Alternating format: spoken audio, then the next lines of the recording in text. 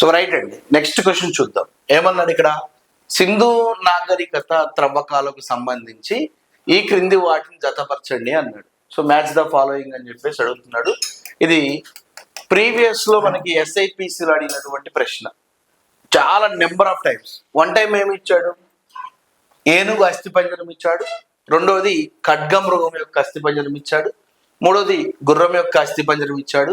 నాలుగవది ఒంటె యొక్క అస్థిపంజరం ఇచ్చాడు. ఇటు సైడ్ ఏమో ప్రాంతాలు ఇచ్చాడు. కాళీబంగన్ ఇచ్చాడు, సర్కటోడా ఇచ్చాడు, అమ్రి ఇచ్చాడు, గుజరాత్ ఇచ్చాడు. ఓకేనా? అంటే సింధు నాగరికత త్రవ్వకాలు మొట్టమొదటి ఎప్పుడు స్టార్ట్ అయినాయి? 1921లో స్టార్ట్ అయినాయి. ఎవరు స్టార్ట్ చేశారు? డాక్టర్ దయారాం సహాని స్టార్ట్ చేశాడు. ఒకసారి చూసుకున్నట్లయితే మనకి మొట్టమొదటిగా ఏనుగు ఆనవాళ్ళు ఎక్కడ బయటపడ్డాయి సార్ అంటే గుజరాత్ లో బయటపడ్డాయి. ఇక్కడే మొట్టమొదటిగా ఏనుగు యొక్క స్కెల్టన్ అస్థిపంజరం బయటపడింది. రెండోది ఖడ్గమృగము అన్నాడు. ఖడ్గమృగం యొక్క అస్థిపంజరం మనకి అమ్రీలో బయటపడింది. చాలా చాలా ఇంపార్టెంట్.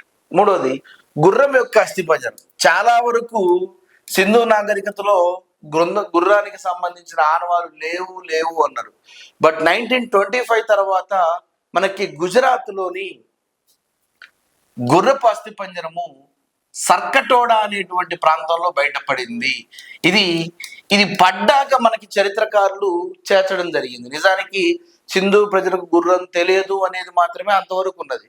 బట్ 1925 తర్వాత త్రవ్వకాల్లో గుర్రం అస్థిపంజరం కూడా బయటపడింది. ఒంటె అస్థిపంజరం, ఒంటె యొక్క అస్థిపంజరం మనకి కాళీబంగన్లో బయటపడింది. ఓకేనా?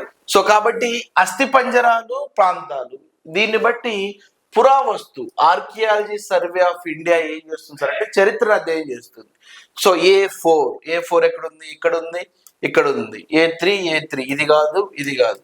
Next B3 C2 D1. 1 answer అవుతుంది, 2 కాదు. ఓకేనా?